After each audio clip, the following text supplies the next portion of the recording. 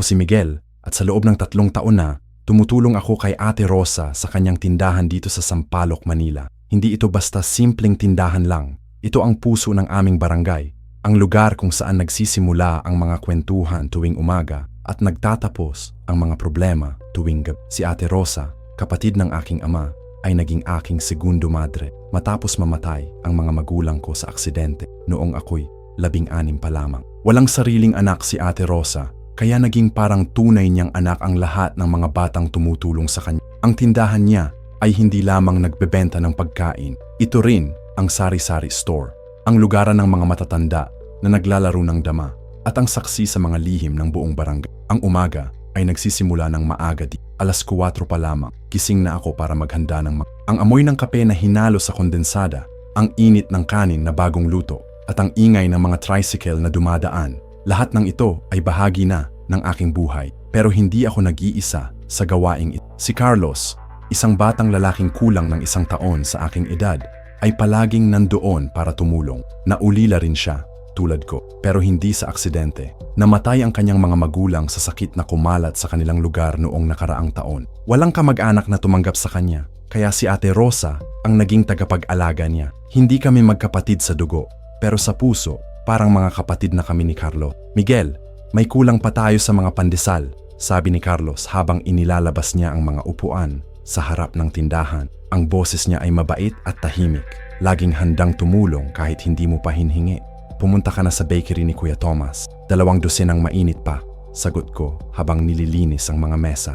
Si Kuya Thomas ay may bakery na 3 kanto lang mula sa amin at siya ang naging supplier namin ng mga tinapay simula pa noong binuksan ni Ate Rosa ang tindahan. Habang naghahanda kami, dumating na si Ate Rosa mula sa kusina. Nakita ko siyang medyo pagod. May mga puting buhok na lumilitaw sa kanyang itim na buhok at mga wrinkles na patunay ng mga taong pagod sa trabaho. Pero ang ngiti niya ay hindi nagbabago, mainit at nagpapaalala sa akin na may pamilya. Mga anak, kumain na muna kayo bago dumating ang mga customers, sabi niya habang inilapag ang plato ng sinangag at itlog na maalat. Carlos, wag mo kalimutang kumain ng marami, payat ka pa rin. Ganito ang simula ng aming araw, simple pero masaya. Mga regular customers ay isa-isang dumadating. Si Aling Nena na bumibili ng kape at pandesal bago pumasok sa trabaho, si Mang Ben na naghahanap ng sigarilyo at mga balita, at ang mga estudyanteng bumibili ng merienda bago pumasok sa klase. Pero sa mga nakaraang linggo, may mga kakaibang nangyayari sa tindahan. Una, napansin namin na may mga anino na gumagalaw sa paligid ng tindahan tuwing madaling araw. Hindi namin inisip na masama, baka mga pusa lang o mga batang naglalaro. Pero unti-unti, mas nagiging halata ang mga kakaibang tunog. Isang gabi, natulog ako sa tindahan dahil may hinihintay akong delivery ng mga grocery items na darating ng maaga. Bandang 2:00 ng madaling araw, narinig ko ang mga kakaibang tunog mula sa itaas ng bubong. Parang may mga pang-scratch sa metal roofing, pero hindi tulad ng tunog ng pusa o daga. Mas mabigat, mas deliberate. Carlos, narinig mo ba yon? Bulong ko kay Carlos na natutulog sa kabilang upuan. Nagising siya at nakinig. Mga ilang segundo lang, narinig din niya ang mga tunog. Mga pusa lang siguro, Miguel, sabi niya. Pero nakita ko sa mata niya na hindi rin siya sigurado. Ang mga tunog ay nagtuloy-tuloy ng mga ilang minuto tapos biglang tumigil. Kinabukasan, naghanap kami ng mga bakas sa bubong pero wala kaming nakita. Walang mga scratch marks, walang mga footprints, wala kahit ano. Ang mga kakaibang pangyayari ay nagsimula ring mangyari sa loob ng tindahan. Mga gamit na inilagay namin sa isang lugar ay nagiging nasa ibang lugar kinabukas. Hindi malaking bagay, isang kutsilyo na nandito kahapon ay nasa ibang mesa ngayon, o mga platong nakaayos ay biglang magugulo. Baka may mga daga, sabi ni Ate Rosa noong nabanggit namin ang mga pangyayari. O kaya naman, pagod lang kayo at nakakalimutan ninyo kung saan ninyo inilagay ang mga gamit. Gusto naming maniwala kay Ate Rosa, pero alam naming hindi kami nagkakamali. May iba sa tindahan, pero hindi namin alam kung ano. Isang Lunes ng umaga, habang naghahanda kami para sa pagbubukas, nakita namin si Carlos na tumatakbo mula sa likod ng tindahan. Mukha siyang takot at pawis na pawis siya kahit malamig pa ang panahon. Miguel, Ate Rosa, may nakita ako sa puno ng mango sa likod, sigaw niya. Tumakbo kami sa likod ng tindahan at nakita namin ang hindi namin inaasahan. Sa malaking puno ng mango na nasa likod ng tindahan, may nakabit na tao. Hindi nakaupo sa sanga, nakabit, parang nakatali at nakabitin. Babae ito. Siguro mga 23 taong gulang, nakasuot ng puting damit na medyo punit na. Ang buhok niya ay mahaba at nakatakip sa mukha at hindi siya gumagalaw. Patay na ba siya? Tanong ni Carlos. Hindi namin alam, pero alam namin na kailangan namin siyang tulungan. Kumuha si Ate Rosa ng hagdan at umakyat ako para iuntay ang babae. Ang mga lubid na nakadikit sa kanya ay kakaiba. Hindi tulad ng ordinaryong tali, parang may mga kakaibang disenyo at kulay. Nang mauntay ko siya at naibaba namin sa lupa, nakita namin na buhay pa siya. Humihinga, pero parang nasa malalim na tulog. Gumising siya ng dahan-dahan at ang una niyang ginawa ay tumingin sa paligid ng takot. Nasaan ako? Sino kayo? Tanong niya. Ang boses niya ay mahina at natatakot. Nasa tindahan ka ni Ate Rosa, sagot ko. Nakita namin kang nakabitin sa puno ng mango. Anong nangyari sa'yo? Umiling siya. Hindi ko alam. Hindi ko matandaan kung paano ako nakarating dito. Tumingin kami sa isa't isa. Amnesia o may mas malalim na dahilan? Ano ang pangalan mo? Tanong ni Ate Rosa ng malumanay. Maricel, sagot niya. Pero hindi ko matandaan ang iba pa. Hindi ko matandaan kung saan ako nakatira o may pamilya ba ako. Nagdesisyon si Ate Rosa na dalhin si Maricel sa loob ng tindahan at bigyan ng pagkain at tubig. Habang kumakain siya, napansin namin na may kakaiba sa kanya. Hindi dahil sa amnesia, pero may something sa mata niya na hindi na ma-explain. Parang may mas malalim na alam siya na hindi niya masabi. Salamat sa inyo, sabi ni Maricel matapos kumain. Mayroon ba akong pwedeng bayaran sa pagkain? Hindi na kailangan, sagot ni Ate Rosa. Pero kung gusto mo, pwede kang bumalik dito anumang oras. Laging may pagkain dito. Umalis si Maricel noong araw na yon, pero bumalik siya kinabukasan at sa susunod na araw. At sa lahat ng araw pagkatapos noon, naging regular customer siya ng tindahan o sa terminong ginagamit namin, naging suki. Pero hindi lang basta customer si Maricel. May kakaiba sa kanya na hindi namin ma-explain. Una, ang appetite niya. Kumakain siya ng sobrang dami na parang hindi siya nabubusog. Pangalawa, tuwing nandoon siya, mas maraming customers ang dumarating sa tindahan. Nakakagulat, sabi ni Ate Rosa isang araw. Simula nang maging regular dito si Maricel, tumaas ang benta natin ng halos kalahati. Totoo nga, mga customers na hindi namin nakikita dati ay biglang naghahanap ng tindahan namin. Mga tao mula sa ibang barangay ay dumarating para tikman ang lutong ni Ate Rosa. Hindi namin alam kung coincidence lang o may kinalaman si Maricel dito. Pero sa akin, may iba pang dahilan kung bakit ako naging interested kay Maricel. Hindi lang dahil sa mysterious na pagdating niya sa buhay namin o dahil sa mga kakaibang pangyayari na sumunod sa pagdating niya. Ang totoo, nahuhulog na ako sa kanya. Si Maricel ay maganda sa paraang hindi mo agad mapapansin. Hindi siya tulad ng mga artista sa TV na sobrang ganda na nakakabulag. Ang ganda niya ay natural, yung tipong tumatagal sa isip mo kahit hindi mo na siya nakikita. Ang mata niya ay malalim, parang may mga lihim na hindi niya masabi. Ang ngiti niya ay tahimik, pero nakakatunaw ng puso. Tuwing kausap ko siya, parang may kuryente na tumatakbo sa katawan ko. Tuwing nakikita kong kumakain siya sa tindahan, napapangiti ako nang hindi ko napapansin. At tuwing nag-uusap kami tungkol sa mga simpleng bagay, ang panahon, ang pagkain, ang mga pangyayari sa barangay, pakiramdam ko ay nakakausap ko ang pinakamahalagang tao sa mundo. Pero may mga oras na nagiging strange si Maricel. Minsan, habang kausap namin siya, biglang magiging blanco ang tingin niya, parang nawawala siya sa sarili niyang Minsan naman, tuwing may mga bagong customers sa tindahan, napapansin namin na sinusundan niya ng tingin ang mga tao, parang ina-analyze niya ang bawat kilos nila. Maricel, okay ka lang? Tanong ko isang araw nang napansin kong kanina pa siya nakatitig sa isang customer na kumakain sa kabilang mesa. Sagot niya at ngumiti. Naisip ko lang kung nakita ko na siya dati, familiar yung mukha niya. Pero ang customer na tinutukoy niya ay unang beses naming nakita sa tindahan. At sigurado kaming hindi siya galing sa barangay namin. Ang mga kakaibang pangyayari sa tindahan ay nagtuloy-tuloy. Mga tunog sa gabi, mga gamit na naglilipat ng lugar, at mga anino na gumagalaw sa paligid.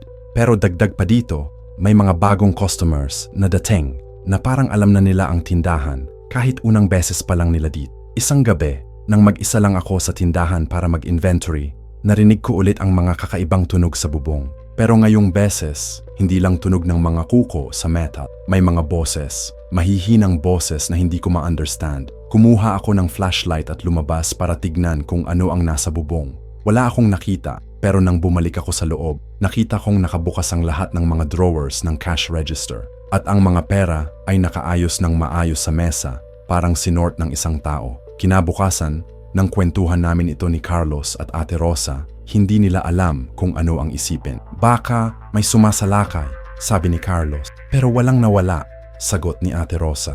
At sino naman ang magnanakaw na mag-aayos pa ng pera? Hindi namin alam ang sagot. Pero alam namin na may kakaiba na talaga sa tindahan at hindi namin alam kung ang pagdating ni Maricel ay parte ng mga kakaibang pangyayari o sadyang coincidence lang.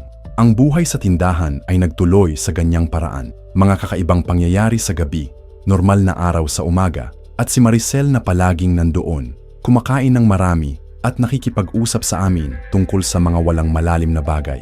Pero hindi namin alam na ang lahat ng ito ay simula pa lang ng mga mas kakaibang mangyayari sa aming buhay. Hindi namin alam na si Maricel ay may mga sekreto na magbabago sa lahat. At hindi namin alam na ang tindahan ni Ate Rosa ay magiging sentro ng isang laban na hindi namin inaasahan. Ang lahat ay nagsimula sa simpleng pagtulong sa isang babae na nakita naming nakabitin sa puno ng mango. Pero ang katotohanan ay mas komplikado pa sa lahat ng inisip na. 2 linggo matapos namin mahanap si Maricel, may nangyaring hindi namin inaasahan. Nagbukas ng bagong kainan sa kabilang dulo ng kalye, isang modernong food hub na tawag nila Roberto's Gourmet Corner. Si Roberto, ang may-ari, ay taga-ibang lugar. Galing siya ng Makati, sabi niya, at gusto niyang mag-bring ng modernong dining experience sa aming barangay. Ang lugar niya ay complete. May air conditioning, mga flat-screen TV, modernong upuan at mesa, at menu na may mga pagkaing hindi namin familiar. Tingnan mo yung presyo, sabi ni Carlo, habang tinitigan namin ang menu na nakapost sa labas ng Roberto's. Isang serving ng pasta nila, katumbas ng buong araw naming kita. Totoo nga, ang mga presyo ni Roberto ay sobrang taas kumpara sa amin. Pero kahit ganoon, maraming tao ang pumupunta sa lugar niya. Mga tao na dating regular customers namin ay unti-unting lumilipat sa kanya. Una, hindi namin masyadong pinapansin. Business competition lang. Normal sa lahat ng negosyo. Pero nang mga sumunod na araw, napansin namin na hindi lang basta customers ang nawawala sa amin. May kakaiba ring nangyayari sa mga taong kumakain sa Roberto. Si Mang Ben, isa sa mga regular customers namin, ay nakita namin isang araw na papalabas sa Roberto's. Pero ang itsura niya ay kakaiba. Parang lutang, parang hindi niya alam kung nasaan siya. Nang lapitan namin siya, hindi niya kami nakilala. Mang Ben, ako si Miguel, taga-tindahan ni Ate Rosa. Sabi ko. Tumingin siya sa akin ng matagal, tapos biglang ngumiti ng kakaiba. Hindi yung normal na ngiti ni Mang Ben, na palaging mainit. Ito ay cold, parang walang emosyon. Oo. Hello, sabi niya.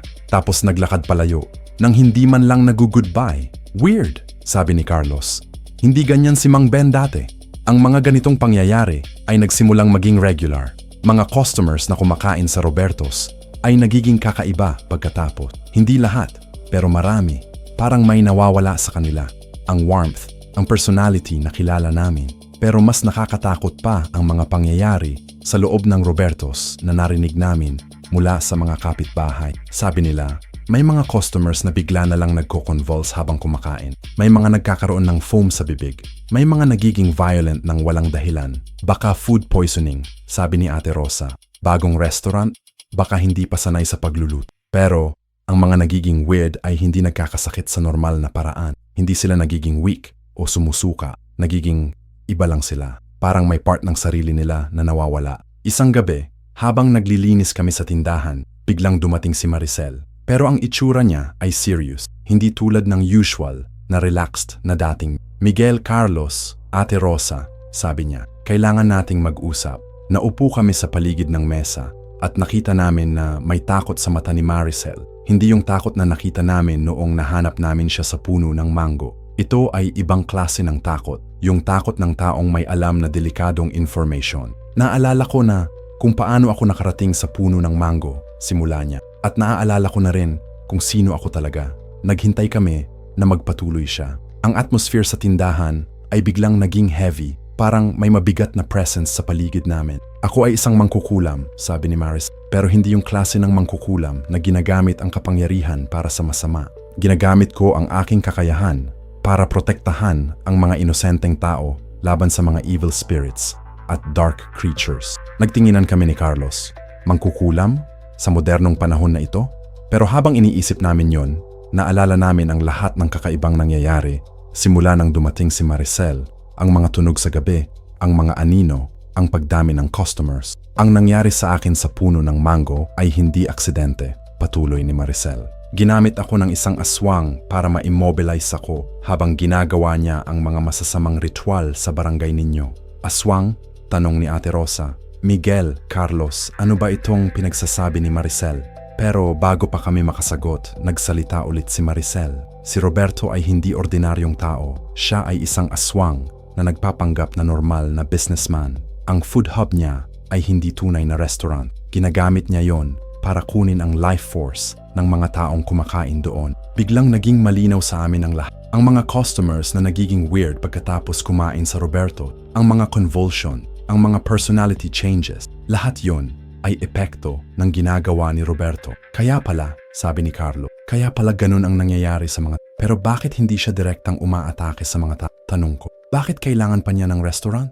Dahil mas madali para sa kanya ang ganun, sagot ni Maricel. Kapag willing na pumunta ang mga tao sa lugar niya at kumain ng pagkain niya, mas powerful ang effect ng kanyang dark magic. At dahil may business permit siya at legal ang restaurant niya, hindi siya magiging suspicious sa mga tao. Napakatahimik namin habang pinoprocess ang lahat ng sinabi ni Maricel. Lahat ng mga kakaibang pangyayari sa nakaraang mga linggo ay may explanation na. Kaya ka pala naging regular customer dito, sabi ni Ate Rosa kay Maricel. Pinprotektahan mo kami. Matumango si Maricel. Ang tindahan ninyo ay natural na protected sa positive energy na ginagawa ninyo para sa community. Pero hindi yun sapat para ma-counter ang power ni Roberto. Kailangan ko kayong bantayan at strengthen ang protection ninyo. Ano ang gagawin natin? Tanong ko. Kailangan naming ma-expose si Roberto at ma-stop ang ginagawa niya, sagot ni Maricel. Pero hindi madali.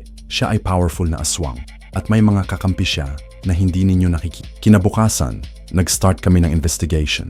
Ginawa ni Maricel ang kanyang mga ritual para ma-detect ang exact na ginagawa ni Roberto. Nakita namin na tuwing gabi, may mga kakaibang activities sa Roberto's restaurant. May mga taong pumapasok pero hindi lumalabas. May mga tunog na hindi normal para sa isang restaurant. Panghihimagsik, sabi ni Maricel habang ginagawa niya ang kanyang ritual.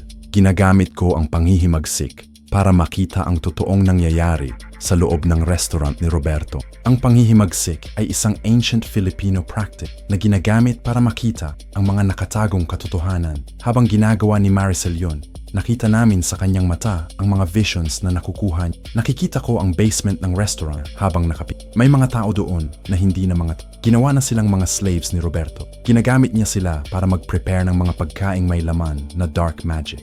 Ang visions ni Maricel ay naging mas clear habang tumatagal ang ritual. May nakikita rin akong si Ate Rosa, sabi niya biglang. Ano? Sabay-sabay naming tanong. Plano ni Roberto na kunin si Ate Rosa, hindi para gawing customer, pero para gawing main ingredient sa isang powerful ritual na gagawin niya. Napakatakot ng narinig namin, pero hindi pa doon natatapos ang visions ni Maricel. Makikita niya ang ritual na ginagawa ko ngayon. Malapit na siyang ma-detect na may mangkukulam na sumusubaybay sa kanya. Kailangan nating mag-prepare. Biglang may kumatok sa pinto ng tindahan. Midnight na at walang customers na dapat na dumadating sa oras na yon. Huwag kayong gumalaw, bulong ni Maricel. Sila na. Sa labas ng tindahan, nakita namin ang mga anino ng mga taong nakatayo. Hindi sila kumakatok ng normal. Ang tunog ay rhythmic, parang may pattern na sinusundan. Roberto's people, sabi ni Maricel. Ginagamit niya ang mga napossess na niyang victims para mag-scout. Ang mga anino sa labas ay nagtuloy sa pagkatok ng mga ilang minuto tapos biglang nawala. Pero alam namin na hindi pa tapos ang pangyayari. Kinabukasan, nag-start ang actual attacks. Una, ang mga regular customers namin ay hindi na bumalik. Pangalawa, may mga nagsimulang kumalat na rumors tungkol sa tindahan namin. Narinig ko na may mga weird na nangyayari sa tindahan ni Ate Rosa, sabi ng isang customer na hindi namin kilala. Sabi nila, may mga kulam daw doon. Kulam? Sagot ni Ate Rosa. Saan galing ang mga ganitong chismis? Pero alam namin kung saan galing. Si Roberto ay nag-start ng smear campaign laban sa amin. Ginagamit niya ang mga na-influence niyang tao para magkalat ng mga negative rumors. Unti-unti, naging deserted ang tindahan namin. Ang mga customers na dating regular ay takot na bumalik. Ang mga supplier namin ay nag-start ring mag-doubt kung magpapatuloy pa ba nila ang business relationship namin. Hindi ko alam kung paano natin i-counter ito, sabi ni Ate Rosa isang araw. Mauubos ang kita namin kung ganito ang patuloy. Pero si Maricel ay may plano. Kailangan natin ng gayuma, sabi niya. Hindi para sa masama, pero para ma-counteract ang dark influence ni Roberto at ma-protect ang tindahan ninyo.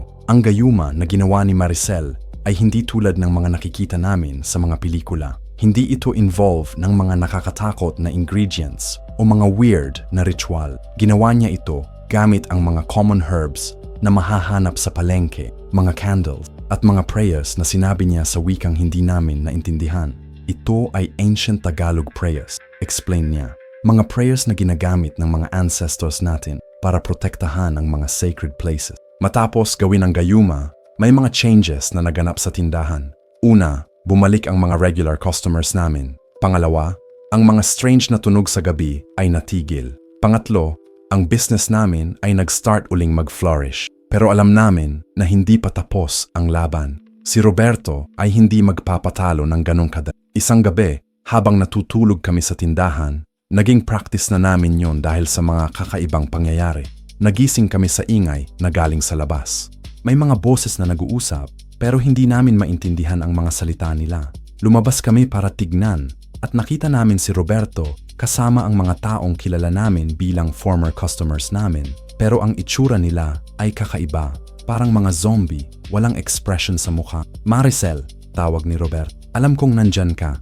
Lumabas ka at mag-usap tayo. Hindi lumabas si Maricel agad. Sa halip, ginawa niya muna ang isang protective ritual sa paligid na, "Huwag kayong lumabas," sabi niya sa amin. "Kapag lumabas kayo sa protection circle na ginawa ko, ma-influence kayo niya." Pero si Roberto ay hindi umalis. Sa halip, nag-start siyang mag-chant ng mga salitang hindi namin naintindihan. At habang ginagawa niya yon, ang mga tao na kasama niya ay nag-start ring mag-transform. Ang mata nila ay naging pula. Ang mga daliri nila ay naging mas mahaba at ang mga mukha nila ay naging distorted, parang hindi na human. "Aswang pack," sabi ni Maricel. Hindi lang si Roberto ang aswang. May mga kakampi siya na ginawa niyang aswang din. Ang transformation ng mga tao ay nakakatakot. Pero mas nakakatakot pa ang ginawa nila pagkatapos mag-transform. Nag-start silang mag-circle sa paligid ng tindahan at tuwing dadaan sila sa may bintana o sumusubok silang pumasok. "Ang protection circle ko ay makakahawak ng ilang oras lang," sabi ni Maricel. "Kapag na-break nila yon, kailangan nating mag-fight." "Paano natin lalabanan ang mga yan?" tanong ni Carlos. "May mga traditional weapons tayo," sagot ni Maricel. "Pero kailangan ninyo ng tapang. Kapag natakot kayo, ma-weaken ang protective magic natin." Binigay ni Maricel sa amin ang mga balisong na may special mark. Sabi niya, ang mga markings na yon ay blessed ng mga ancient Filipino shamans at effective against aswang. "Pero remember," sabi niya, "ang pinakamalakas na weapon natin ay ang faith natin sa isa't isa at ang determination natin na protektahan ang tindahan na ito." Habang nag-prepare kami, mas lumalaki ang ingay sa labas. Ang mga aswang ay naging mas aggressive sa pag-attempt na pumasok at alam namin na malapit na ma-break ang protection circle ni Maricel. "Ready na ba kayo?" tanong ni Maricel. Tumingin kami sa isa't isa. Ako, si Carlos, si Ate Rosa. Takot kami.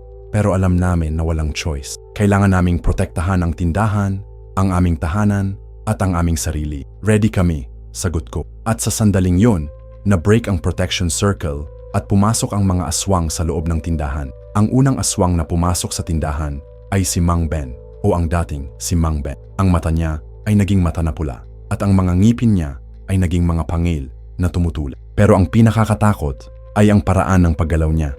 Hindi na tulad ng normal na tao, pero parang hayop na nakatayo. "Mang Ben," tawag ko sa kanya, hoping na may natitira pang humanity sa kanya. Tumingin siya sa akin at sa mata niya nakita ko na wala na talagang natira ng dating Mang Ben na kilala namin. Ang nakita ko ay hunger.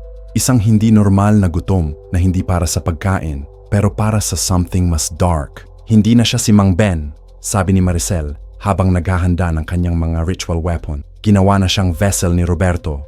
Ang katawan niya ay ginagamit na lang para sa mga dark purposes. Biglang sumugod si Mang Ben sa direksyon ko. Ang bilis niya ay hindi normal. Isang segundo nandoon siya sa pinto. Sunod na segundo, nasa harap ko na siya. Pero nakaagap ako at na-dodge ko ang attack niya. "Miguel!" Sigaw ni Carlos at binato niya ang isa sa mga blessed na balisong kay Mang Ben.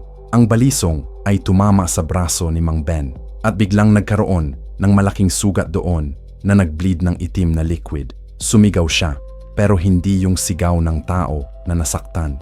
Ito ay mas tulad ng ungol ng hayop. Effective, sabi ni Maricel. Pero hindi pa siya dead. Kailangan natin siyang ma-completely neutralize. Habang nakikipag-fight kami kay Mang Ben, pumasok na rin ang ibang mga aswang sa tindahan. Isa-isa silang pumasok at nakita namin na lahat sila ay dating mga tao na kilala namin sa barangay. Si Aling Nena, si Kuya Thomas ng bakery, si Ate Lynn na taga-sari-sari store sa kabilang kanto. Ginawa niya silang lahat na aswang, sabi ni Ate Rosa habang hawak niya ang blessed na balisong na binigay ni Maricel sa kanya. Hindi exactly, sagot ni Maricel habang ginagawa niya ang mga counter spells laban sa mga umaatake sa amin. Ginagamit lang ni Roberto ang mga katawan nila.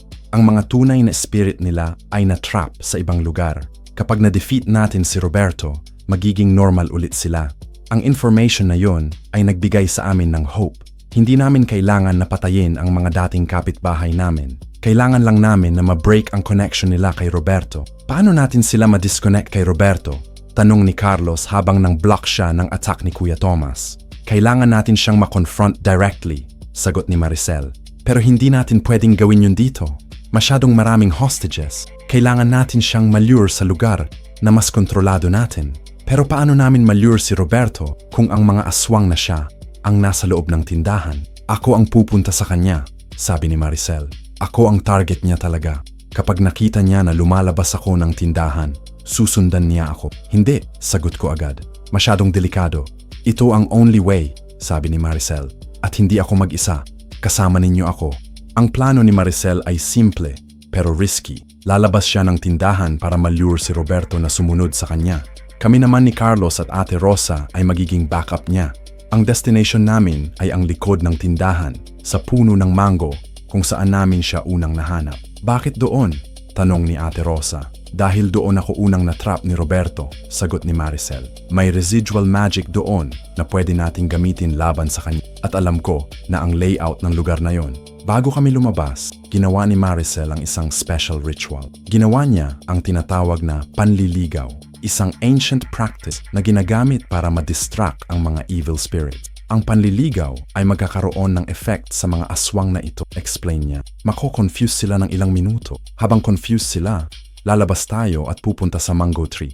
Gumana ang panliligaw. Ang mga aswang sa loob ng tindahan ay biglang naging disoriented. Nagsimula silang mag-wander around ng walang direksyon. Parang hindi nila alam kung nasaan sila. Ngayon, sabi ni Maricel, at lumabas kami sa labas, nakita namin si Roberto pero hindi siya nag-isa. Kasama niya ay dalawang aswang na hindi namin kilala. Probably mga tao na galing sa ibang lugar na ginawa na niyang slaves.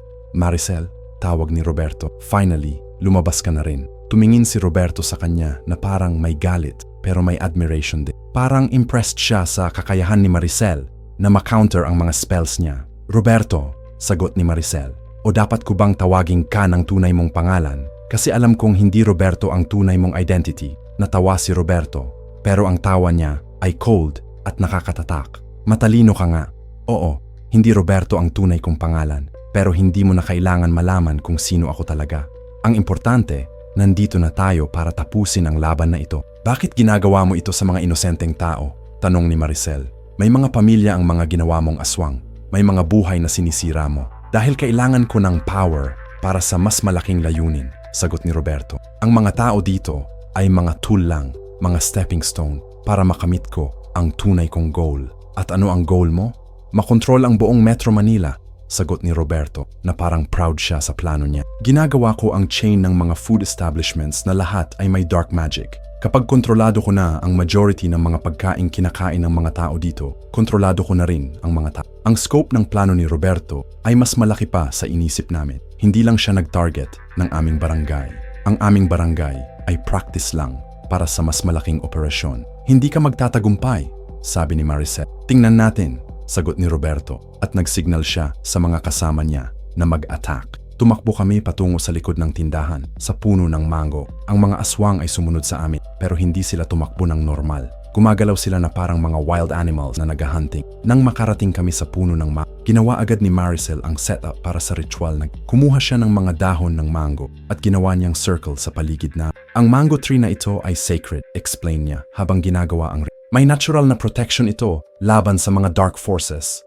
Pero ginagamit ko rin ang memory ng pagka-trap ko dito para ma-reverse ang dark magic na ginawa ni Roberto. Pero hindi pa nagsisimula ang ritual ni Maricel nang makarating na si Roberto at ang mga aswang niya sa lugar. Hindi ka makakatagumpay, sabi ni Roberto. Dito mo na matapos ang lahat ng ginagawa mo. Biglang nag-transform si Roberto sa tunay niyang form. Ang normal na itsura niya bilang businessman ay nawala.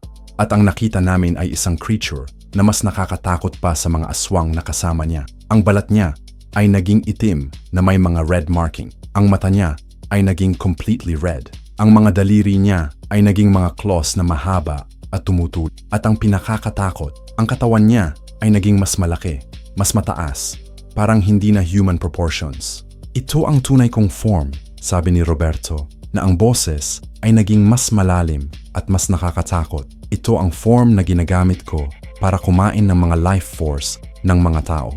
Sumugod si Roberto sa direksyon namin. Pero bago siya makarating sa circle na ginawa ni Maricel, nag-activate ang protection. May lumabas na light mula sa mango tree na nag-create ng barrier. Hindi mo ako maaabot dito, sabi ni Maricel. Pero pwede mo akong samahan sa ritual na gagawin ko. Ano? Tanong ni Roberto. Mag-perform tayo ng traditional Filipino deathmatch, sagot ni Maricel. Isang laban na walang rules, walang protection, hanggang sa may mamatay sa atin. Ang proposal ni Maricel ay nakakatakot, pero alam namin na wala na kaming choice. Ang power ni Roberto ay sobrang lakas na kahit ang protection ng mango tree ay hindi magiging enough para ma-defeat siya. Accept ko, sagot ni Roberto. Pero kapag natalo ka, hindi lang ikaw ang mamamatay. Lahat ng mga tao dito sa barangay ay magiging akin. At kapag natalo ka, lahat ng ginawa mong aswang ay magiging normal ulit. At ang lahat ng dark magic mo sa Metro Manila ay ma-break, sagot ni Maricel. Deal, sabi ni Roberto. Nag-start ang ritual para sa deathmatch. Ginawa ni Maricel ang mga ancient ceremonies na kinakailangan para ma-formalize ang laban. Habang ginagawa niya yun, nakita namin na ang mga aswang sa paligid ay naging stationary. Hindi na sila gumagalaw, parang naging mga audience lang sa laban. Ang deathmatch na ito ay hindi lang physical, explain ni Maricel sa amin. May spiritual component din. Kailangan ninyo ng strong na willpower para masupport ako. Nag-start ang laban sa simpleng hand-to-hand combat. Pero habang tumatagal, naging mas supernatural ang mga attacks. Si Roberto ay nag-start na mag-use ng dark magic. Nag-shoot siya ng dark energy sa direksyon ni Maricel. Si Maricel naman ay gumamit ng mga ancient Filipino defensive spell. Ang laban ay tumagal ng mga kalahating oras. Pareho silang natamo ng mga sugat, pero hindi pa rin clear kung sino ang mananalo. Pero sa bandang huli, nakita ni Maricel ang weakness ni Roberto. Ang source ng power niya ay ang mga aswang na ginawa niya, realization ni Maricel. Kapag na-disconnect ko siya sa mga yon, mawawala ang extra power niya. Ginawa ni Maricel ang isang powerful spell na tinatawag na pagkakalas. Ito ay ginagamit para ma-break ang connection between a master at ang mga slaves niya. Gumana ang spell. Biglang nawala ang mga red markings sa katawan ni Roberto at bumalik siya sa normal human size. Ang mga aswang sa paligid ay balik din sa normal nilang form. Mga tao na confused kung bakit sila nandoon, pero hindi pa tapos ang laban. Kahit nawala na ang majority ng power ni Roberto, may natitira pa siyang strength para mag-fight. Ito na ang final phase, sabi ni Maricel. Carlos, bigay mo sa akin ang blessed na balisong mo. Binigay ni Carlos ang balisong kay Maricel, pero sa halip na gamitin niya para sa sarili niya, binigay niya sa akin. Miguel, sabi niya, kailangan mo siyang istab sa heart. Ako lang ang pwedeng mag-perform ng final ritual, pero ikaw ang kailangan mag-deliver ng killing. Ako? Tanong ko, bakit ako? Dahil ikaw ang may pinakamalaking emotional investment sa tindahan na ito. Sagot niya, ang love mo para sa lugar na ito at sa mga tao dito ay magbibigay ng extra power sa blessed na weapon. Kinuha ko ang balisong na may trembling hands. Hindi ako sanay sa violence at hindi ko alam kung kaya kong pumatay ng tao kahit aswang pa siya.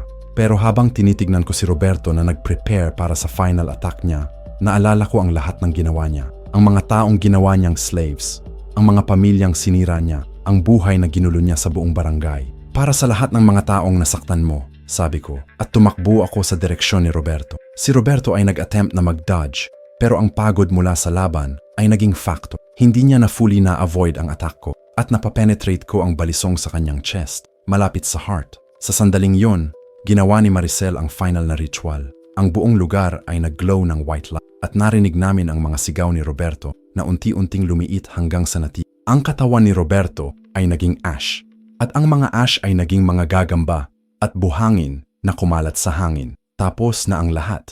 Pagkatapos ma-defeat si Roberto, ang mga tao na ginawa niyang aswang ay unti-unting bumalik sa normal. Si Mang Ben ay biglang napatigil sa gitna ng paglalakad, tumingin sa paligid na parang confused kung bakit siya nandoon sa likod ng tindahan. Si Aling Nena ay naupo sa lupa at hinawakan ang ulo niya, parang may mabigat na hangover. Nasaan ako? Tanong ni Kuya Tomas. Bakit ako nandito? Ang huli kong natatandaan ay kumakain ako sa bagong restaurant sa kabilang kanto. Hindi namin sinagot agad ang mga tanong nila. Kailangan namin munang ma-process ang lahat ng nangyari. Ang laban kay Roberto ay tapos na, pero ang epekto ng mga ginawa niya ay hindi agad mawaw. Maricel, tawag ko sa kanya. Okay ka na ba? Tumingin siya sa akin at ngumiti, pero nakita ko sa mata niya na pagod siya. Ang ritual na ginawa niya para ma-defeat si Roberto ay nag-drain ng malaking parte ng energy niya. Okay ako, sagot niya. Pero habang nagsasalita siya, napaupong siya sa lupa. Pero kailangan ko ng pahinga. Ang ginawa nating ritual ay mabigat sa powers ko. Tinulungan namin siyang tumayo at bumalik sa tindahan. Ang mga dating customers na naging aswang ay unti-unting umuwi sa kanilang mga bahay, paring confused, pero at least normal na sila ulit. Pero habang bumabalik kami sa tindahan, napansin namin na may damage na nangyari sa lugar. Ang mga mesa at upuan ay gulo, may mga basag na plato at baso, at ang mga food displays ay kalat sa sahig. Matatapos ba ang lahat dito? Tanong ni Ate Rosa habang tinitingnan ang mga sira sa tindahan. Magiging normal na ba ang lahat? Hindi pa tapos ang lahat, sagot ni Maricel. Ang dark magic na ginawa ni Roberto ay may lasting effects. Kailangan namin ng mga ritual para ma-cleanse completely ang lugar at ang mga taong naapektuhan niya. Kinabukasan, nag-start kami ng cleanup. Hindi lang physical cleanup ng tindahan, pero spiritual cleanup din. Ginawa ni Maricel ang mga traditional Filipino cleansing rituals gamit ang mga herbs na binili namin sa palengke at mga candles na galing sa simbahan. Ang ginagawa ko ay tinatawag na pagliligpit ng mga masasamang espiritu, explain niya habang ginagawa ang ritual. Ginagamit ito para ma-remove ang lahat ng negative energy na naiwan sa isang lugar.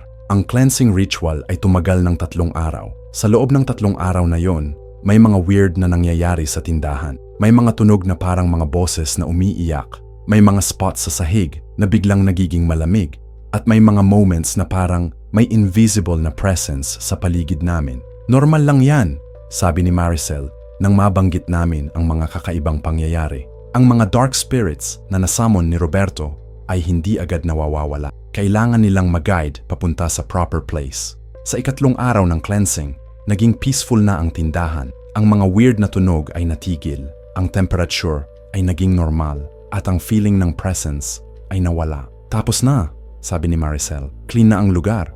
Pero ang physical damage sa tindahan ay hindi pa rin na-repair. Ang mga sirang mesa at upuan, ang mga basag na kitchen equipment, ang mga destroyed na food displays, lahat yun ay kailangan pa naming ayusin. Paano natin ayusin ang lahat ng ito? Tanong ni Carlos. Wala naman tayong enough money para bumili ng mga bagong equipment. Pero may nangyaring hindi namin inaasahan. Isang umaga, habang nagpa-plan kami kung paano ma-repair ang tindahan, dumating ang mga dating customers namin. Si Mang Ben ay dumating na may dalang bag ng cement. Si Aling Nena ay may dalang mga bagong upuan. Si Kuya Tomas ay may dalang mga kitchen utensils. Isa-isa silang dumating. Lahat may dalang materials para sa repairs. Ate Rosa, sabi ni Mang Ben, alam namin na may nangyaring masama dito. Hindi namin completely naalala, pero alam namin na hindi ninyo kasalanan. Gusto naming tumulong sa pag-ayos. Hindi namin sinabi sa kanila ang buong story tungkol sa aswang at kay Roberto. Masyadong weird para sa kanila at baka hindi nila paniwalan. Pero sinabi namin na may group ng mga vandals na nag-attack sa tindahan at sinira ang mga gamit. Mga kabataan siguro na walang magawa, sabi ni Aling Nena. Wag na ninyong isipin, tutulong kami para mabalik sa dati ang tindahan. Ang community effort para ma-repair ang tindahan ay naging mas malaki pa sa inaasahan namin. Hindi lang ang mga dating customers ang tumulong, pati ang mga kapitbahay na hindi naman regular customers ay nag-volunteer rin. Nakita namin na may nangyaring masama dito, sabi ng isang kapitbahay na hindi namin gaanong kilala. Pero nakita rin namin na good people, kaya gusto naming tumulong. Sa loob ng 2 linggo, na completely renovate ang tindahan. Mas maganda pa nga siya kaysa sa dating itsura. May mga bagong mesa at upuan na mas comfortable. May bagong kitchen equipment na mas modern. At may bagong paint sa mga walls na mas bright at welcome. Pero ang pinakamalaking pagbabago ay hindi sa physical na itsura ng tindahan. Ang pinakamalaking pagbabago ay sa relationship namin ni Maricel. Sa mga araw na nag-work kami together para sa repairs, mas naging close kami. Nakita ko kung paano niya i-handle ang pressure, kung paano niya i-care ang mga tao sa paligid niya, at kung paano niya gamitin ang powers niya para sa good ng community. Maricel, sabi ko isang gabi, habang nag-clean up kami, after a busy day, salamat sa lahat ng ginawa mo para sa amin. Hindi mo kailangan magpasalamat, sagot niya. Ginawa ko lang ang tama. Hindi lang yon, sabi ko. Ginawa mo ang lahat para protektahan kami, kahit hindi mo kami kilala ng matagal. At ngayon, pakiramdam ko na importante ka sa buhay ko. Tumingin siya sa akin ng matagal. Sa mata niya, nakita ko na may pagkakaiba sa dating Maricel na nakaaway kay Roberto. Ang Maricel na kaharap ko ngayon ay mas peaceful, mas relaxed. Parang na-lift ang mabigat na burden sa kanyang shoulders. Miguel, sabi niya, may confession ako sa'yo. Nung mga araw na regular customer ako dito, hindi lang para protektahan kayo ang dahilan kung bakit ako bumabalik. Bumabalik din ako dahil gusto kitang makita. Napatigil ako sa pag-wipe ng mesa. Ano? Naging mahirap para sa akin na ma-maintain ang emotional connections dahil sa nature ng work ko as a mangkukulam, explain niya. Lagi akong focused sa mga supernatural threats, sa mga dark forces, sa mga ritual na kailangan kong gawin. Pero nang makilala kita, nag-start akong mag-feel ng normal na emotions ulit. Lumapit ako sa kanya at hinawakan ang kamay niya. Ibig sabihin, mutual ang feelings natin. Tumango siya. Oo, pero hindi ko alam kung ready ka ba sa complications na kasama ng relationship sa isang mangkuk. Anong complications? May mga enemies ako sa supernatural world, sabi niya. Hindi lahat ng aswang ay tulad ni Roberto na nag-o-operate ng solo. May mga grupos din na mas organized, mas powerful. At kapag nalaman nila na may normal na boyfriend ako, possible na gawing target kanila. Nag-isip ako ng mabuti sa sinabi niya. Oo, may risks. Pero tinignan ko ang lahat ng nangyari sa aming buhay simula nang dumating siya. Ang tindahan ay naging mas successful, ang community ay naging mas united, at ako ay naging mas happy. Maricel, sabi ko, lahat ng relationships may risks. Ang importante, worth it ba ang risks para sa happiness na makukuha natin together? Ngumiti siya. Ang pinaka-genuine na ngiti na nakita ko sa kanya simula nang makilala ko siya. Oo, sagot niya, worth it. At sa moment na yun, nag-decide kami na mag-try ng relationship. Hindi ordinary na relationship dahil hindi ordinary si Maricel, pero relationship na based sa trust, understanding, at mutual support. Ang mga sumunod na linggo ay naging mas interesting sa tindahan. Si Maricel ay naging official na part ng team namin. Hindi lang siya customer, pero co-worker na rin. Tinuruan niya kami ng mga basic na protection spells para sa tindahan. At tinuruan din namin siya ng mga business operations. Ang ginagawa mo sa cash register ay parang ritual din. Joke niya isang araw. May specific na steps, may specific na order, at kapag hindi mo ginawa ng tama, hindi gumana. Totoo nga, ang routine sa tindahan ay naging parang sacred ritual para sa amin. Ang preparation ng food, ang pag-serve sa customers, ang pag-clean up sa gabi, lahat yun ay ginagawa namin with care at attention na hindi namin ginagawa dati. Pero hindi lahat smooth sailing. May mga araw na may mga weird na customers na dumadating sa tindahan. Hindi aswang, pero mga taong may kakaibang energy.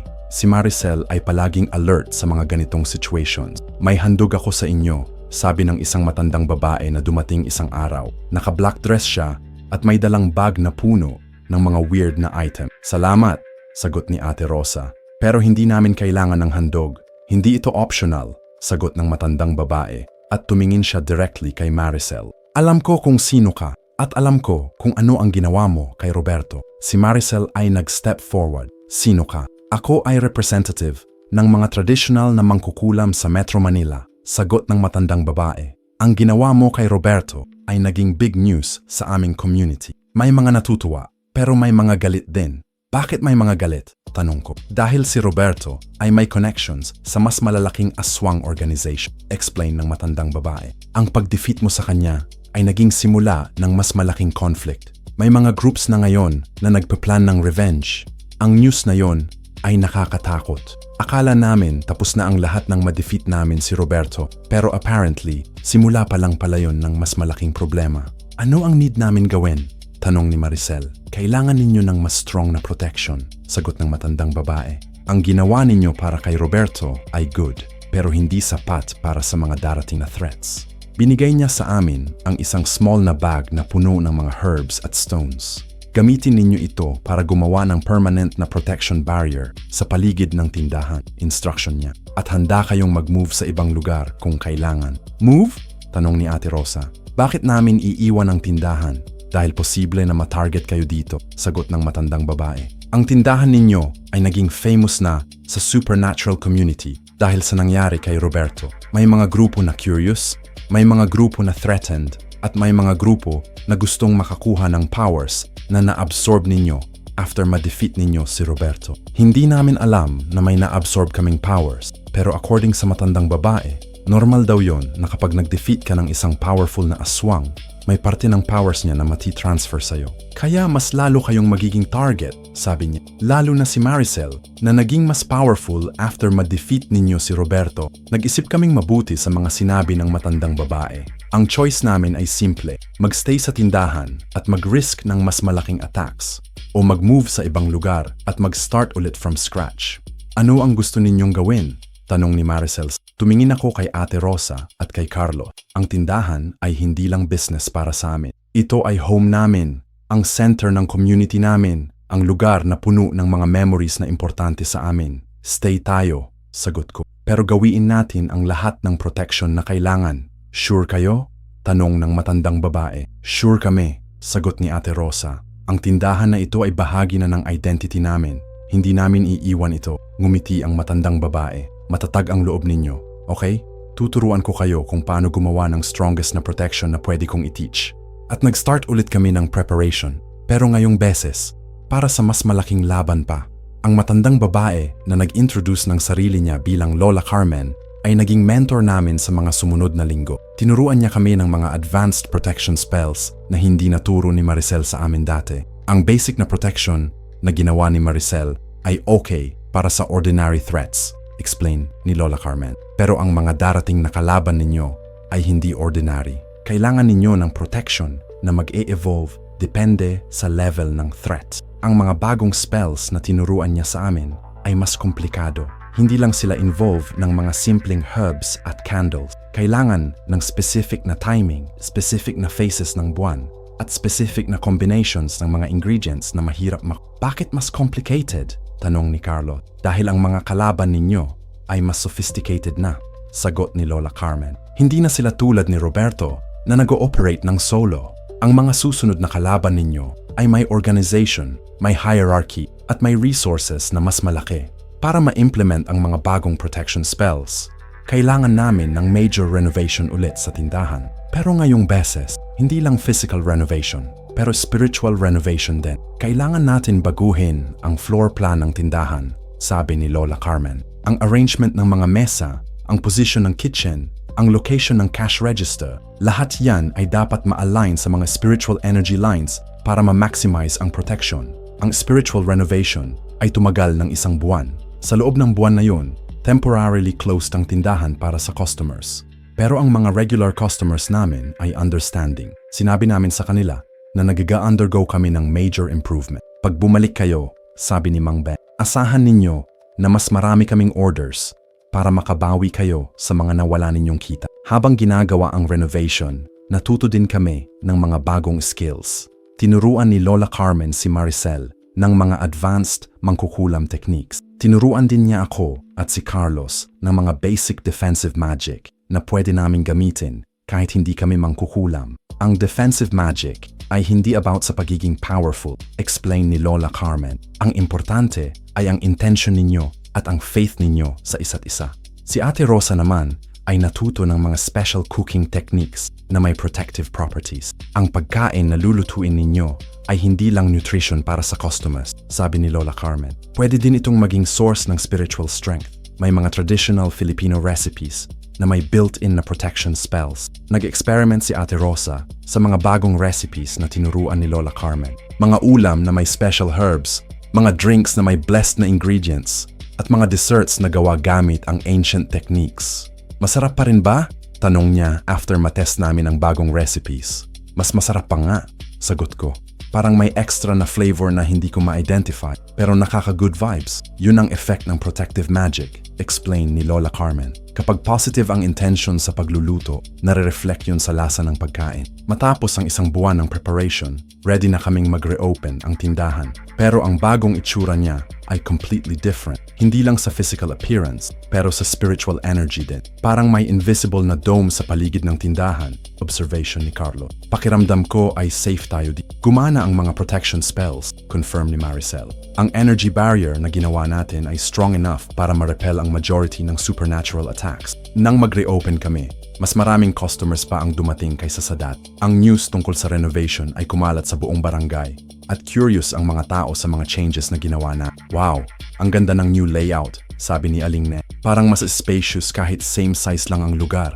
At ang sarap ng mga bagong dishes, dagdag ni Kuya Thomas. May special ingredient pa kayo na ginamit. Hindi namin sinabi sa kanila ang totoo tungkol sa mga protective magic na ginawa namin. Sinabi lang namin na nag-experiment kami ng mga traditional cooking method. Pero sa mga sumunod na araw, napansin namin na may mga weird na customers na sumusubong mag-visit sa tindahan. Hindi sila obvious na supernatural being, pero may kakaiba sa energy. Nafe-feel ninyo ba yon? Tanong ni Maricel isang umaga after umalis ang isang customer na naka-black na shirt at hindi nag-order ng kahit ano. Oo, sagot ni Carlos. Parang nagsiscan siya ng tindahan. Mga scouts, sabi ni Lola Carmen, na nandoon din to monitor ang situation. Pinapasansunan kayo ng mga grupos na gustong makakuha ng information tungkol sa protection spells ninyo. Ang mga scouts na yon ay naging regular na pangyayari. Iba-ibang tao, pero same na behavior. Papasok sila sa tindahan, titingin sa paligid, pero hindi mag-o-order. Minsan may mga nagtatanong ng weird na question. Mga ilang taon na kayong nag-o-operate dito? Tanong ng isang babae na obviously hindi taga-area. Bakit may kakaibang amoy sa kitchen ninyo? Tanong ng isang lalaki na naka-sunglasses kahit nasa loob siya ng building. Hindi namin sinasagot ang mga weird na questions nila. In fact, ginawa ni Maricel ang spell na nagmo-modify ng memory ng mga scouts para hindi nila ma-retain ang mga detalye tungkol sa tindahan. Hindi permanent ang memory modification, explain niya. Pero enough para ma-confuse sila at hindi ma-deliver ang accurate na report sa mga boss nila. Pero kahit na may mga protection spells kami, alam namin na temporary lang ang security na meron kami. Ang mga supernatural organizations na nagsiscout sa amin ay nagpiplan ng mas organized na attack. Ang unang major attack ay nangyari isang gabi ng Biyernes. Mga 11:00 na ng gabi, tapos na ang business hours at nagki-clean up lang kami nang biglang naging malamig ang paligid. Andito na sila, sabi ni Maricel. Sa labas ng tindahan, nakita namin ang mga anino na nagpo-form into human shapes. Pero hindi sila ordinary na aswang tulad ni Roberto. Ang mga ito ay mas organized, mas coordinated. Ilan sila? Tanong ko. 10 main attackers, sagot ni Maricel after mag-scan using her powers. Pero may backup pa na nakatago sa mga nearby buildings. Ang group na attack sa amin ay led ng isang babae na naka-red dress. Sa mata niya, makikita mo na experience siya sa supernatural warfare. Hindi siya tulad ni Roberto na medyo reckless. Ito ay strategic, calculated. Maricel, tawag niya mula sa labas. Kilala ko ang ginawa mo kay Roberto. Impressive. Pero kami ay hindi tulad niya. Kami ay prepared. Sino ka? Sigaw ni Maricel. Ako ay si Ligaya, leader ng Aswang Federation ng Metro Manila, sagot niya. At kayo ay naging threat sa operations namin. Ang Aswang Federation ay hindi namin narinig dati. Pero according sa reaction ni Lola Carmen, malaking organization ito na nag-ooperate sa buong Metro Manila. Ang Federation ay hindi katulad ng individual na aswang, bulong ni Lola Carmen. May hierarchy sila, may specialized roles, at may coordinated strategy. Nag-start ang attack sa pagkakauntog ng mga bintana ng tindahan. Pero hindi sila na-break dahil sa protection spells na ginawa namin. Sa halip, nag-bounce back ang attacks nila at na-absorb ng barriers. Impressive nga, sabi ni Ligaya. Pero may ibang paraan kami para ma-penetrate ang protection ninyo. Biglang may lumabas na mga smaller creatures mula sa underground. Hindi sila aswang, pero ibang klase ng supernatural beings. Mga ito ay parang mga giant spiders na may human intelligence. Mga gagamba spirits, identify ni Lola Carmen. Specialty nila ay makakroll sa pinakamaliit na spaces at ma-penetrate ang barrier. Ang mga gagamba spirits ay nag-start ng pag-crawl sa walls ng tindahan, looking for weak spots sa protection barriers. Habang ginagawa nila yun, si Ligaya at ang team niya ay nag-perform ng group ritual para ma-weaken ang overall protection. Kailangan nating ma-stop ang group ritual nila, sabi. Kapag na-complete nila yon, mabe-break ang lahat ng protection na. Nag-decide kaming mag-split into Si Maricel at Lola Carmen ay mag-focus sa pag-counter ritual. Ako, si Carlos, at si Ate Rosa ay mag-handle ng mga gagamba spirits na nag-attempt na pumasok sa tindahan. Ang fighting style namin ay naging mas coordinated kaysa sa laban namin kay Roberto. Natuto kami na mag-work as a team at natuto din kami na gamitin ang mga defensive spells na tinuruan ni Lola Carmen. Carlos, sa likod mo, sigaw ko nang makita kung may gagamba spirit na nag-attempt na mag-surprise attack sa kanya. Nag-throw si Carlos ng blessed salt sa direksyon ng gagamba spirit at nag-dissolve ito agad. Effective nga ang mga ingredients na binigay ni Lola Carmen, sabi niya. Pero habang nakafocus kami sa mga gagamba spirits, hindi namin napansin na may isa sa team ni Ligaya na nakapenetrate na sa loob ng tindahan through a small opening sa kitchen. Ate Rosa, sigaw ko nang makita kong may aswang na nasa likod niya. Pero bago pa man ako makatakbo para tulungan siya, ginawa ni Ate Rosa ang isang move na hindi namin inaasahan. Hinagis niya ang holy water na naka-standby sa kitchen counter directly sa mukha ng aswang. Sumigaw ang aswang at nag-retreat. Si Ate Rosa ay hindi lang naging victim sa situation, naging active fighter din siya. Matagal na kong nagpe-prepare para sa mga ganitong situation, sabi niya habang kumumuha ng another bottle of holy water. Hindi ninyo ako madaling ma-defeat. Ang coordination namin sa defense ay gumana. Nakarepel namin ang majority ng attacks at nakapag-maintain din namin ng protection barriers. Pero ang laban ay tumagal ng mga 2 oras at napagod na kami lahat. Kailangan namin ng mas strategic na approach, sabi ni Maricel. Hindi pwedeng defensive lang tayo palagi. Nag-decide siyang mag-perform ng offensive spell. Hindi para pumatay, pero para ma-disable ang team ni Ligaya temporarily at ma-force silang mag-retreat. Ang gagawin ko ay tinatawag na pagpapabalik sa pinangalingan, explain niya. Ito ay nagsisend ng supernatural beings back to their home dimension. Pero para gumana ang spell na yon, kailangan ng sacrifice. Hindi human sacrifice, pero sacrifice ng magical energy. At ang only person na may enough magical energy para mag-perform ng spell na yon ay si Maricel. Kapag ginawa ko ito, sabi niya, mawawala ang majority ng powers ko. Hindi ako magiging ordinary na tao, pero mas limited na ang mga spells na kaya kong gawin. Hindi, sagot ko agad. May ibang paraan tayo. Wala na tayong time para mag-isip ng ibang paraan, sabi niya. At kahit mawala ang majority ng powers ko, worth it naman kung ma-protect natin ang tindahan at ang mga tao di. Bago pa ako makasagot, ginawa na ni Maricel ang spell. Ang buong tindahan ay na-fill ng bright white light at narinig namin ang mga sigaw ng team ni Ligaya. Hindi pa ito tapos. Sigaw ni Ligaya habang nag-fade na siya at ang team niya. Babalik kami. Pagkatapos ng white light, natahimik na ang lahat. Ang team ni Ligaya ay nawala na at ang mga gagamba spirits ay na-dissolve na rin. Pero si Maricel ay nakahandusay sa sahig, unconscious at hindi gumagalaw. 3 araw akong hindi umalis sa tabi ni Maricel. Ginawa ni Lola Carmen ang lahat ng healing rituals na alam niya, pero hindi pa rin siya gumigising. Ang sacrifice na ginawa niya para ma-defeat ang team ni Ligaya ay naging mas malaki pa sa inaasahan namin. Ang ginawa ni Maricel ay isang malaking sacrifice, explain ni Lola Carmen. Hindi lang ang magical powers niya ang na-drain. Parte din ng life force niya ang ginamit niya para sa spell. Ibig sabihin, mamamatay siya? Tanong ni Carlos na obvious na worried din. Hindi siya mamamatay, sagot ni Lola Carmen. Pero magkakaroon siya ng permanent changes. Ang powers niya ay hindi na babalik sa dating level at possible na may mga side effects din sa physical health niya. Sa ika-4 na araw, nagising si Maricel. Pero ang unang ginawa niya ay tumingon sa paligid na parang hindi niya kami kilala. Nasaan ako? Tanong niya. Sa tindahan, sagot ko. Nandito ka sa amin. Tumingin siya sa akin ng matagal. Parang nagsistruggle siyang ma-recognize ako. Sino ka? Nasaktan ako ng sobra sa tanong niya. Pero sabi ni Lola Carmen, normal daw na may temporary memory problems after ng ganitong ka-draining na magical ritual. Ako si Miguel, sagot ko. Boyfriend mo. Unti-unting bumalik ang mga memories ni Maricel sa loob ng mga sumunod na araw. Pero hindi complete ang pagbabalik. May mga parts ng buhay niya na hindi na niya maalala at may mga spells na hindi na niya kaya gawin. Pakiramdam ko may kulang sa akin, sabi niya isang araw habang nag-uusap ka. Parang may parte ng sarili ko na nawala. Ang importante, buhay ka pa, sagot. Ang iba pa, pwede nating ayusin habang tumatagal.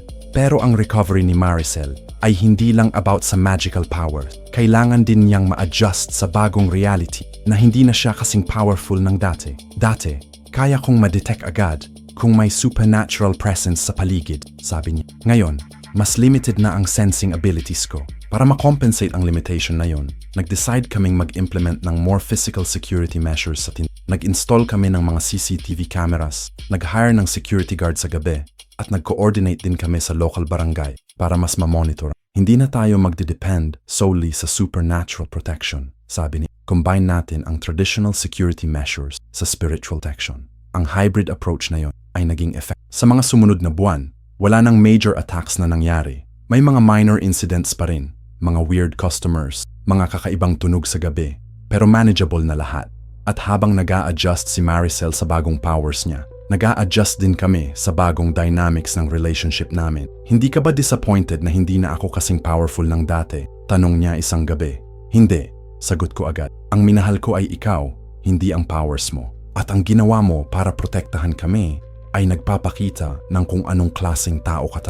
Ang sincerity ng conversation na yon ay naging turning point sa relationship namin. From that point, mas naging open kami sa isa't isa tungkol sa mga fears, dreams, at plans para sa future. Ano ang gusto mong mangyari sa atin? Tanong ko. Gusto kong magstay dito, sagot niya. Hindi lang bilang girlfriend mo, pero bilang permanent na parte ng family ninyo. Gusto kong maging partner mo sa business at gusto kong mag-contribute sa community na. Ang idea na yon ay exciting para sa amin lahat. Si Maricel ay hindi lang may supernatural knowledge, may business sense din siya. Habang nag-recover siya, nagsuggest siya ng mga improvements sa tindahan. Pwede nating i-expand ang menu, sabi niya. At pwede din nating mag-offer ng catering services para sa mga special events sa barangay. Ang suggestions niya ay naging reality. Sa loob ng mga sumunod na buwan, nag-expand kami mula sa simple tindahan to a full sari-sari store na may catering services din. Nag-hire kami ng additional staff. Si Carlos ay naging official na assistant manager at may mga part-time workers din kami para sa catering events. Parang naging small enterprise na tayo. Observation ni Ate Rosa. Hindi na lang tindahan. Totoo nga, ang business growth namin ay naging inspiration din sa ibang small businesses sa barangay. Naging model kami ng kung paano mag-succeed through hard work, community support, at proper planning. Pero ang pinakamahalagang development ay ang proposal ko kay Maricel. Isang taon after nung attack ng team ni Ligaya, nag-decide akong hindi traditional na proposal sa restaurant o sa beach. Ginawa ko ito sa loob ng tindahan, sa lugar kung saan kami unang nagkakilala. Maricel, sabi ko habang hawak ko ang simple na ring na nabili ko sa palengke. Hindi ako mayaman at hindi ako perfect, pero ang alam ko, gusto kitang maging kasama sa lahat ng adventures na dadating pa sa buhay natin. Umiyak siya, pero happy tears. Oo, sagot niya. Gusto ko rin. Ang kasal namin ay naging community event. Lahat ng regular customers ay invited. Lahat ng mga kapitbahay ay nag-contribute sa preparation at si Lola Carmen ay naging wedding officiant namin. Ang kasal na ito ay hindi lang union ng dalawang tao, sabi ni Lola Carmen sa ceremony. Ito ay union din ng traditional Filipino values sa modern life, ng supernatural wisdom sa practical knowledge, at ng individual love sa community love. After nung kasal, mas naging stable ang buhay namin. Ang tindahan ay naging flagship business sa barangay. Ako at si Maricel ay naging mag-asawa na successful sa business at sa personal life, at si Carlos ay naging important na family member na may sariling responsibility sa operation. Teniente Carlos, tawag namin sa kanya ngayon dahil siya na ang naghahandle ng day-to-day operations. Ang community impact ng success namin ay naging malaki. Maraming ibang small businesses sa barangay ang nag-thrive din dahil sa increased economic activity. Ang area ay naging mas safe at mas organized. Parang naging model community na tayo, sabi ni Mang Ben isang araw. Ang dating problema-problemang barangay ay naging progressive na ngayon. Ang supernatural threats ay hindi completely nawala, pero mas manageable na sila. Occasionally, may mga minor incidents pa rin, mga lost spirits na naglo-look for help, mga small-time aswang na sumusubok mag-operate sa area. Pero ang combination ng spiritual protection, community vigilance, at ang remaining powers ni Maricel ay enough para ma-handle ang mga yon. Hindi na tayo nagwo-worry sa major attacks, sabi ni Maricel. Ang Federation ay nag-decide na hindi na worth it ang pag-target sa amin dahil sa strong na community support na meron tayo. Ang lesson na natutunan namin sa lahat ng adventures na ito ay simple. Ang pinaka-strong na protection ay hindi galing sa magic or weapon. Ang pinaka-strong na protection ay galing sa love, trust, at cooperation ng mga taong nagkakaisa para sa common good. Sa ngayon, ang tindahan ay naging hindi lang business, pero center ng community life sa barangay. May mga regular events na nagha-happen doon, mga birthday party, graduation celebration, community meeting. Naging place siya kung saan ang mga tao ay nagki-connect at nagsusupport sa isa't isa. Ako at si Maricel ay naging living proof na possible ang happy ending kahit complicated ang beginning. Ang relationship namin ay built sa mutual respect, shared values at commitment na mag-work together para sa betterment ng sarili namin at ng community. Si Carlos ay nag-decide na mag-stay permanently sa family business. May girlfriend na rin siya ngayon, si Ana, isa sa mga part-time workers namin na naging regular dahil sa good working environment sa tindahan. Si Ate Rosa ay naging proud na business owner na may successful family business. Pero more than that, naging proud siya na mother figure sa amin. Ang proud ko sa inyo, sabi niya isang gabi habang nag-count kami ng sale. Hindi lang dahil successful ang business, pero dahil naging good people kayo na nag-contribute sa community. Ang future plans namin ay simple pero ambitious. Gusto naming mag-expand sa ibang location, pero hindi para sa profit lang.